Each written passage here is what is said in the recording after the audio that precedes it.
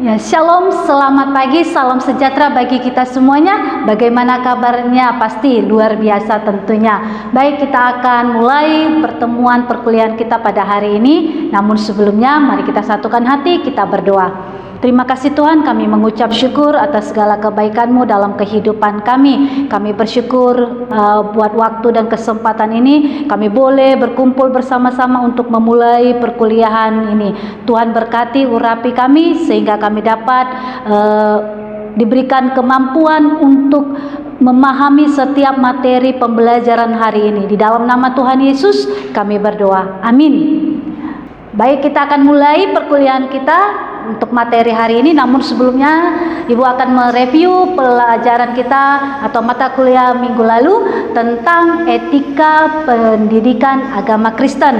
Itu ada 4 poin yang kita bahas. Yang pertama, etika dalam pembimbingan agama Kristen. Yang kedua, itu etika dalam penggunaan teknologi. Yang ketiga, itu etika dalam menyelesaikan konflik, ya kan? Yang keempat itu adalah etika dalam menyikapi perbedaan.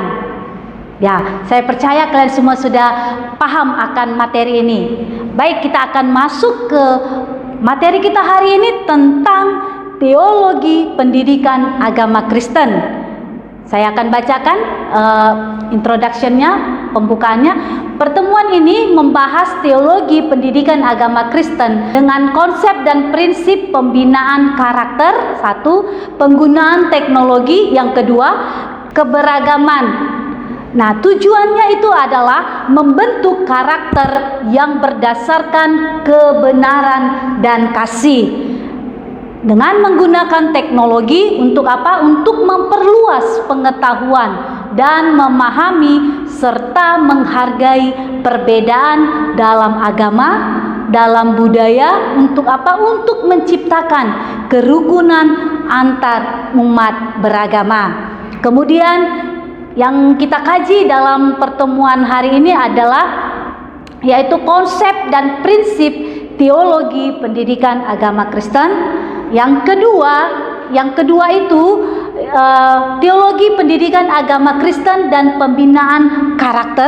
Kemudian yang ketiga, teologi pendidikan agama Kristen dan penggunaan teknologi. Kemudian yang terakhir, teologi pendidikan agama Kristen dan keberagaman. Ya, baik, kita akan bahas satu persatu konsep dan prinsip teologi pendidikan agama Kristen, ya kan? Ini ada beberapa konsepnya. Perhatikan, ada beberapa konsep dan prinsip utama dari teologi pendidikan agama Kristen. Yang pertama itu adalah kebenaran Alkitabiah. Nah, kebenaran Alkitabiah. Perhatikan semuanya bukunya, buku panduannya, ya, buku ajarnya. Itu ada kebenaran Alkitabiah. Kemudian yang kedua itu tentang pemahaman tentang Allah. Nah, kita harus tahu sebagai pembimbing, ya, pembimbing, mana tahu kalian nanti dipakai Tuhan jadi guru atau dosen yang luar biasa, jadi pembimbing, ya. Jadi kita harus memahami tentang Allah. Jadi kita harus membawa murid-murid kita atau siswa-siswa kita itu memahami tentang Allah, pribadi Allah. Kemudian yang ketiga, keselamatan dan kesucian. Nah, di sini dikatakan bahwa keselamatan itu kita terima melalui iman, ya. Kemudian yang keempat itu pembentukan karakter Kristus. Jadi setiap kita ini, kalian sebagai generasi muda, ya kan, kalian harus memiliki karakter Kristus. Nah, jadi dibentuk dalam seperti karakter Kristus. Kemudian yang terakhir itu adalah kepemimpinan Kristen. Nah, ini dia prinsip-prinsipnya, ya. Sekarang kita akan masuk tentang pandangan para sarjana, ya. Di sini ditulis contohnya James W. Fowler. Itu kalau kalian baca nanti di buku, ada bukunya itu tentang stage of faith, itu ya kan, menunjukkan bahwa pendidikan agama Kristen itu harus mempertimbangkan tahapan perkembangan iman dan keyakinan siswa. Nah, jadi ini dia menekankan seperti ini ya, dia menekankan bahwa perkembangan iman. Nah, perkembangan iman dan keyakinan siswa itu contohnya, contoh pandangan para sarjana ya. Kemudian saya ambil satu aja, kemudian kita masuk ke bagian yang ketiga, sumber Alkitab ya. Kalau dikatakan sumber Alkitab, di sini dikatakan bahwa ada beberapa ayat Alkitab ya yang berkaitan dengan konsep dan prinsip teologi pendidikan agama Kristen. Yang pertama itu kalian bisa buka Alkitab kalian dari Amsal 22 ayat 6. Ya, Amsal 22 ayat 6 saya bacakan. Didiklah orang muda menurut jalan yang patut baginya, maka pada masa tuanya pun ia tidak akan menyimpang daripada jalan itu. Ya, ini yang pertama, sumber Alkitabnya. Ya, itu kemudian yang kedua di sini dikatakan bahwa dalam Ulangan 7 ayat 9, apa itu isinya? Ulangan 7 ayat 9 dikatakan bahwa sebab itu haruslah kau ketahui bahwa Tuhan Allahmu dialah Allah yang setia, yang memegang perjanjian dan kasih setianya terhadap siapa? Terhadap orang yang kasih kepadanya dan berpegang pada perintahnya sampai kepada beribu-ribu keturunan. Ini janji Tuhan kepada orang-orang yang setia dan memegang janjinya. Ya, ini dia sumber-sumber Alkitabnya. Sudah ditulis di situ. Dari 1 Korintus 12 ayat 3 ya. 1 Korintus 12 ayat 3, apa yang dikatakan di 1 Korintus 12 ayat 3? Karena itu aku mau meyakinkan kamu bahwa tidak ada seorang pun yang berkata-kata oleh Roh Allah dapat berkata terkutuklah Yesus, dan tidak ada seorang pun yang dapat mengaku Yesus adalah Tuhan selain apa? Selain oleh Roh Kudus. Nah, jadi di sini ayat ini mengajarkan bahwa iman dan pengakuan akan Yesus sebagai Tuhan itu dapat dilakukan, dilakukan melalui apa? Melalui Roh Kudus. Nah, ini jadi ini mengajarkan kepada setiap kita anak-anak untuk sebagai anak-anak muda Kristen, sebagai mahasiswa Kristen ya, mengajarkan untuk apa? Untuk memiliki iman. Oke? Kemudian kita masuk. Baik, kita sekarang masuk ke poin D, yaitu contoh dan langkah-langkah untuk mengatasi permasalahan dalam menghadapi permasalahan dalam teologi. Konsep dan prinsip teologi pendidikan agama Kristen. Teologi pendidikan agama Kristen merupakan sebuah bidang studi interdisipliner yang menggabungkan konsep. Sebentar, itu yang beberapa konsep, langsung aja beberapa konsep dan prinsip utama. Beberapa konsep dan prinsip utama dari teologi pendidikan agama Kristen antara lain: yang pertama, kebenaran Alkitabiah. Teologi pendidikan agama Kristen berdasarkan pada kebenaran Alkitabiah yang dianggap sebagai sumber utama pengajaran agama Kristen. Oleh karena itu, pendidikan agama Kristen harus didasarkan pada Alkitab dan prinsip-prinsip kebenaran yang terkandung dalam kitab suci tersebut. Terima kasih. Pendidikan agama Kristen. Kita masuk ya, contoh-contohnya. Mari kita lihat. Ada beberapa contoh dan langkah-langkah yang dapat diambil. Apa itu? Yang pertama, memperkuat pelatihan guru agama Kristen. Ini ya, yang pertama, memperkuat pelatihan guru agama Kristen. Jadi guru-guru agama Kristen itu juga diberikan pelatihan dan dukungan untuk apa? Untuk dapat memberikan pendidikan agama Kristen yang apa? Yang efektif dan relevan bagi siswa-siswanya. Ya, kemudian yang kedua apa? Contoh dan langkah-langkah yang dapat diambil, menggunakan bahan ajar yang relevan seperti yang kita gunakan, ada buku ya. Nah, itulah menggunakan bahan ajar yang relevan. Kemudian yang ketiga apa? Mendorong pengalaman langsung. Jadi mengalami pengalamannya itu langsung, ya. Kemudian apalagi? Yang keempat itu meningkatkan keterlibatan orang tua. Jadi orang tua juga perlu terlibat ya untuk mengadakan kedekatan antara orang tua dengan anak sehingga timbul hubungan yang erat ya dengan orang tua dan antara orang tua dengan anak. Kemudian yang terakhir itu adalah menggunakan teknologi yang modern. Nah, teknologi yang modern ini seperti apa?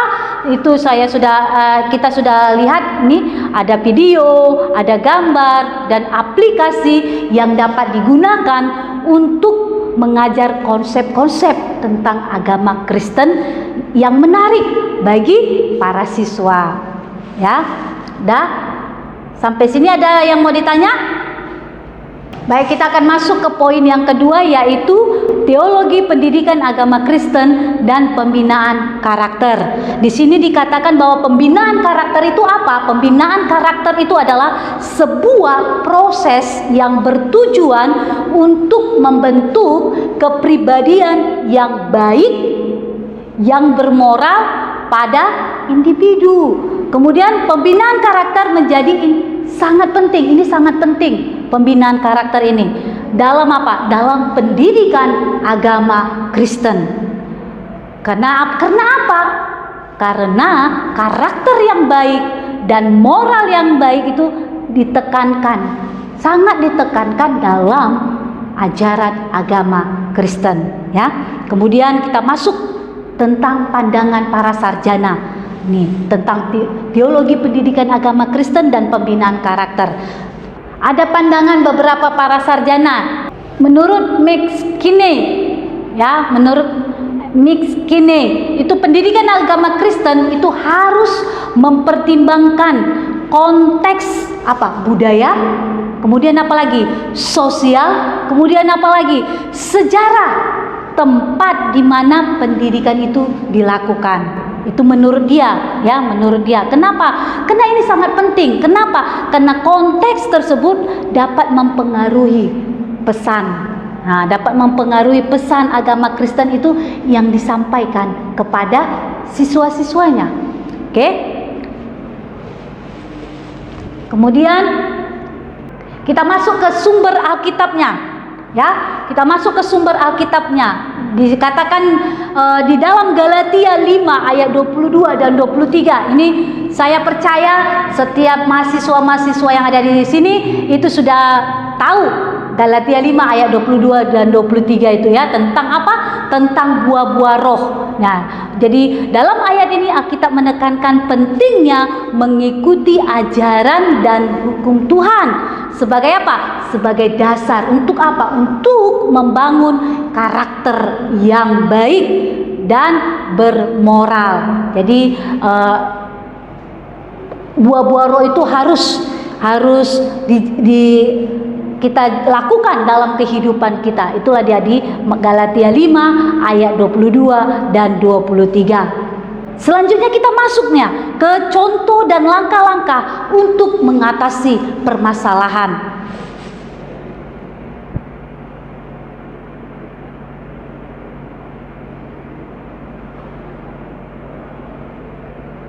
Di situ dikatakan contoh dan langkah-langkah untuk mengatasi permasalahan itu, contohnya misalnya siswa yang sulit memahami tentang konsep-konsep agama Kristen. Jadi siswa ini tidak memiliki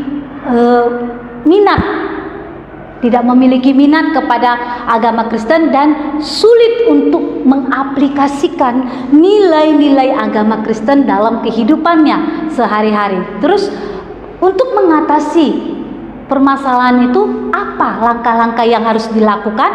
Ya, yang pertama itu menggunakan metode pembelajaran yang kreatif. Ini ya, yang kreatif dan menarik perhatian siswa. Contohnya apa? Contohnya pembelajaran berbasis proyek, ya kan? Proyek, diskusi kelompok juga bisa, ya kan? Atau apa?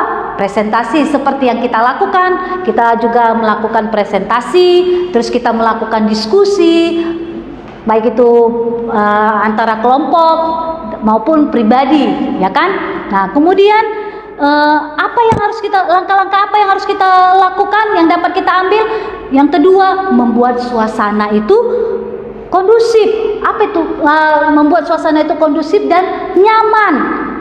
Sehingga apa? Sehingga mereka dapat terlibat dalam proses pembelajaran yang aktif dan efektif.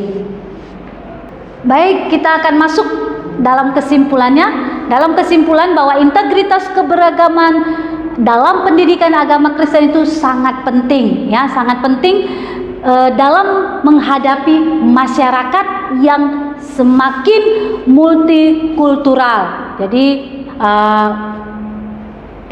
beberapa pandangan para sarjana juga memberikan pendekatan dalam mengakomodasi keberagaman dan kurikulum pendidikan agama Kristen, ya, seperti memperkenalkan nilai-nilai yang universal,